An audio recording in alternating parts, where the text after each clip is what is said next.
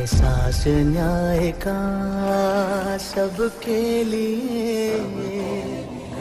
आकाश न्याय का सबके लिए। Welcome all to this edition of Virtual Juridicare Series. I am Sayonara Tellisalar, Member Secretary, Goa State Legal Services Authority. Times are trying and tiring. We are meeting during these pandemic times and I hope all of you are doing good. Today we have with us Dr. A. Siona Gomes, Project Director, Goa State AIDS Control Society, and we also have with us Dr. Wanda Araujo, who is a Senior Medical Officer at ART Center, Goa Medical College. The topic for today is Staying Healthy, HIV and COVID-19. Over to Dr. Siona and Dr. Wanda. Welcome doctors to this program. Namaskar, everybody sounds. Namaskar, dear Barodis New. I am Dr. Siona Gomes, Project Director for Goa State AIDS Control Society. I would like to share with you our experiences during this COVID pandemic and also during this lockdown, which started somewhere end of March, for catching everybody unawares. Suddenly we were seized with the problem how to reach out. As you all our viewers are very much aware that antiretroviral treatment is a lifelong therapy, and suddenly everything went out of gear. But NACO, our parent organization, was very prompt in guiding us how to go ahead and give services despite the lockdown. So the first thing we got down to do was like, how do we dispense the drugs? Nobody was able to come to the clinics, there was no transport available, and not having their own conveyances made it even more difficult. We coordinated with the collector, with the police department to permit those who could on their own come with the help of their IDs, the green books, or with the help of their transporter passes. So somehow some people could reach, yet there were not many who could not make it. We roped in our NGOs, the TI NGOs as well as many private NGOs offered their services. So we took the consent from the PHLVs, we saw which persons were requiring the drugs, and NACO guided us. They said as much as possible give them higher months. Don't give for 1 month, 2 months. You can give up to the level of 3 months. So that's how we would limit the number of trips that they would make here. And there was so much of flexibility given to us. Suddenly we also were seized with people who were stranded in Goa but who were taking treatment from outside the state of Goa. So even those were also accommodated by NACO. Just not that, being a tourist state, there were also many foreigners who were stranded. Yet again, we gave all the treatment possible to all of them. There was a big crisis, especially as regards to the third line treatment, because these small number of PHLVs were taking the treatment from Mumbai, and all of a sudden all routes were closed. So we had no drugs because we were not dispensing those drugs. So there was so much of coordination between so many other agencies, partner agencies of NACO, like Plan India. So we contacted our counterparts in Mumbai, arranged to send the drugs, and that's how they could get the third line treatment without worrying over when will I get my next dose. So that was very much appreciated even by the people who were taking treatment from us. So again, there were people who were, there are many people from Dodamar who, because of convenience, take treatment from Goa State. So now again they could not cross the borders. And then again I sought help. I sought help with another partner agency called as Nihan, which look after people, positive pregnant women. But they shouldered the responsibility. They said, no problem, we will just call the people across the border, and they just managed to exchange without even stepping into each other's territory. So that much of cooperation was given by the border police, by the border posts who were there, and that's how he could do it. Though he did initially face lots of problems, but again he intervened. We went to the collector and we asked them that they may be permitted. Again, there was suddenly shortage of drugs. We had to get them from Sindhapur. So we arranged with the Sindhapur ERT centers. We went with our vehicle there, and across the border we sort of managed to get the drugs. So that's how we managed to at least keep the treatment going. Of course, there's much more to the treatment to HIV, because we have to also do testing. There was another huge crisis because it was outsourced to a lab from Mumbai. Again, we were left to do no testing to see the response of the PHLVs to the treatment they were taking. So after that took a backseat. We didn't do any testing for almost 1.5 months, but now we are back on track, and we are giving treatment services as before. And again, there was also issue about food security.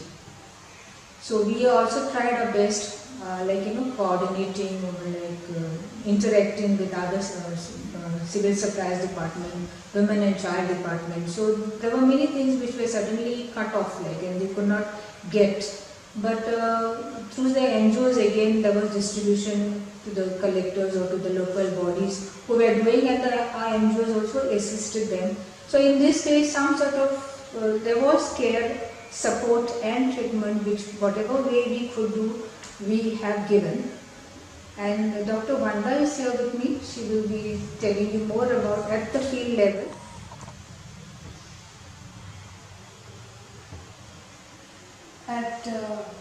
On day one, when this lockdown occurred in March, there was total panic and chaos type of a situation among the people who are living with HIV and AIDS. And I and my medical officer, Dr. Deepashri, we were in the ART center, and it was a holiday. And we sat near the telephone and we attended to all the calls, and we calmly told them how we are going to go about giving them medicines, making sure that they get medicines, because that had really created a panic type of situation in them, in the people. So we calmed them down, we allayed all their fears, and in coordination with the project director of Goa State AIDS Control Society, with the outreach workers of the NGOs,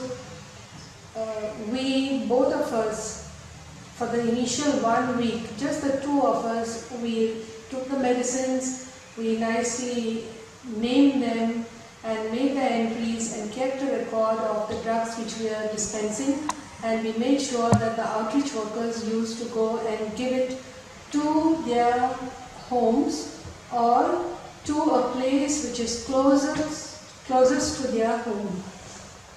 So this way, initially, in the initial first and second week, we managed to make sure that the people got their drugs. The staff also were frightened to come to the ART center, and basically because of lockdown there was no transport. So initially it was just the two of us, my medical officer and me, who were working in the ART center, with my staff nurse who managed to come. Afterwards, we had a system in place wherein we took out the daily due list, and whoever was supposed to get their medicines, we had their names, and we used to take out the medicines of these people who are due for their monthly dose, and give it to the outreach workers. We had segregated, nicely, systematically, we had told the outreach workers, today the north side Bardez will come, tomorrow another taluka will come, one day south will come. So this way, taluka by taluka, we managed to provide medicines. Then next thing was to those who were seriously ill.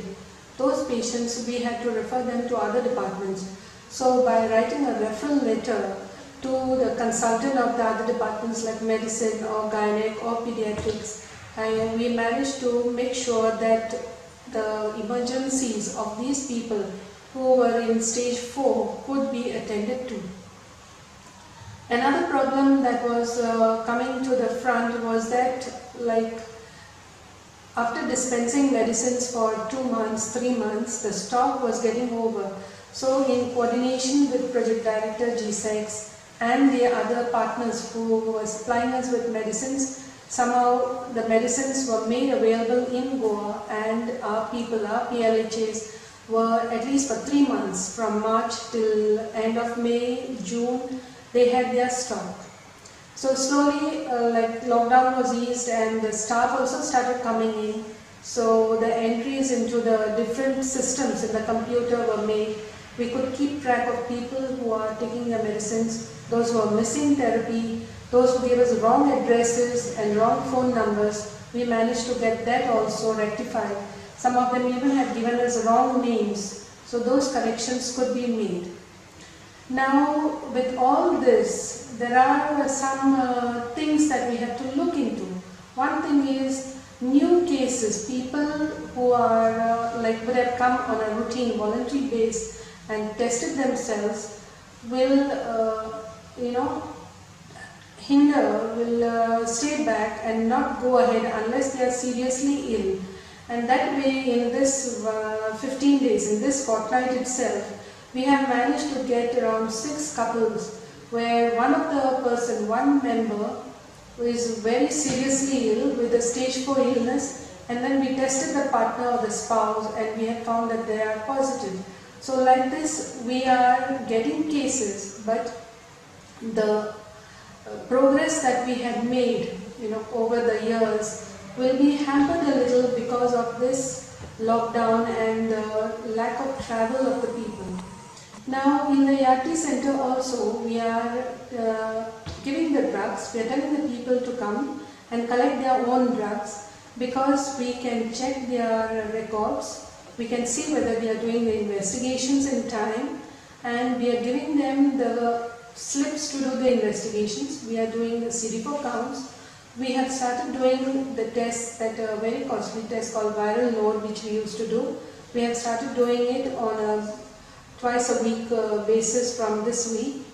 And there are many more things we are able to do with the cooperation of the people and the authorities. And in the center itself, I have managed to make sure that we keep social distancing, that everybody uses a mask. When they are entering, they use a sanitizer, and even when we are interacting with the people, we keep a 1 meter distance between us, and the fumigation has been done, and all the daily sweeping and swabbing has been done. Sanitizers are used. So we have managed to do whatever the protocols that have to be followed so that we don't get infected and the infection doesn't spread. But one good thing that we have to know from studies done in other countries and by WHO also is that only 2% of the HIV population has been infected with COVID. And many people ask us, how come this is so? This is because they are taking care of themselves, they are maintaining the distance, they are using the sanitizers, they are taking the medicine properly. So this is, in a way, has been a boon to tell them that you need to take care of your health, your hygiene, your need of space and proper nutritious diet. Yes, we do need to stay healthy, especially during these pandemic times. I hope you all have heard both the doctors speak on staying healthy during these times. Thank you, Dr. Siona Gomes, and also you, Dr. Wanda Araju. We had a really good, interesting topic today, and I'm looking forward to seeing you all on next Saturday. Stay safe, stay blessed. Thank you. राष्ट्रीय न्यायिक सेवा प्राधिकरण न्यायालयातल्या कारवाई खातीर बरो वकील मेळून दिता. वेळार योग्य कायद्या खालची मदत आणि सल्लो दिता लोक अदालत द्वारा चड काळच्या केसीक बेगीन सोपयता. आणि ते बी सामके मोफत. राष्ट्रीय न्यायिक सेवा प्राधिकरण बेस बरो न्याय बेस बरो समाज. अधिक माहिती खातीर लागच्या न्यायालयातल्या न्यायिक सेवा प्राधिकरण कार्यालया लागीं संपर्क करा वा टोल फ्री नंबर 151000 चेर फोन करा.